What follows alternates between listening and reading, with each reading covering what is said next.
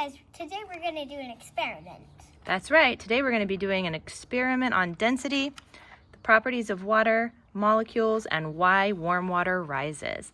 The first thing you need to know about molecules is that they make up everything and are made of packed atoms. Even non-living things are packed full of molecules that we can't see. The second thing we need to know are the 3 different states of matter that water can be found in.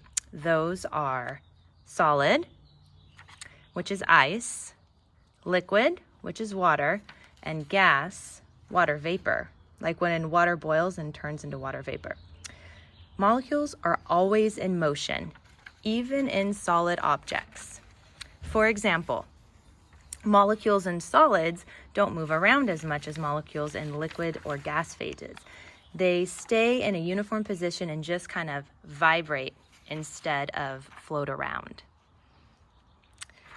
Molecules in liquids move around more differently than molecules in a solid. The liquid's molecules move faster and they change positions with the other molecules inside of the liquid, but they always remain in contact with each other. Molecules in a gas move much faster than those in a solid. And unlike molecules in a liquid, they tend to stay away from each other. The molecules kind of zip through the gas and bump into each other and bounce in a new direction. All right, let's look at the picture Mia has for us. I'm gonna zoom in on that a little bit. Great.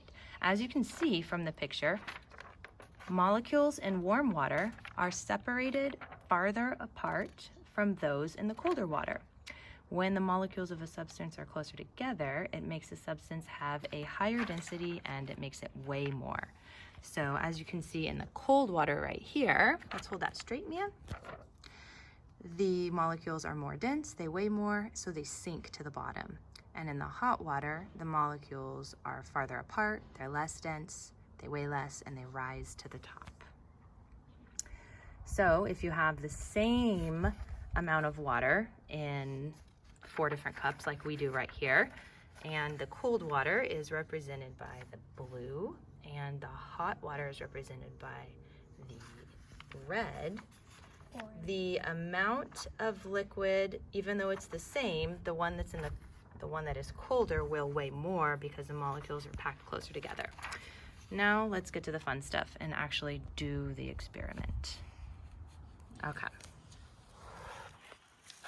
So the first thing we're going to do is we are going to see what happens when we put the cold water on the bottom and the hot water on top. Okay, a little bit of magic already. Might lose a little bit of water here, but that's okay. I'm gonna try to keep these lined up. Hey, pretty good, huh? All right. And as you can see, nothing happened because we know from the picture that the hot water rises and the hot water is already on top. So we shouldn't see any kind of movement here because it's already warm, it's already less dense, it's already on top. So now let's see what happens when we start with the warm water on the bottom and put the cold water on top of it. Okay, lining these up.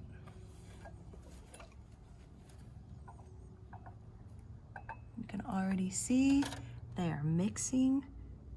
The hot water is going from the bottom of the cup to the top of the cup and mixing. It's turning a purple color as that blue and red mixed together. And this is turning to brown. Yeah, it's like you can see that it's mixing. And if you look at the two of them side by side, it's really obvious that immediately when the hot water was on the bottom, it rose to the top. The colors combined to form purple. Where when we started with the hot water on top, nothing changed, the color stayed the same. And they turned both purple just now. Yeah. So you can't exactly tell them apart which one is on top or which one is on the bottom. Yeah, that's awesome.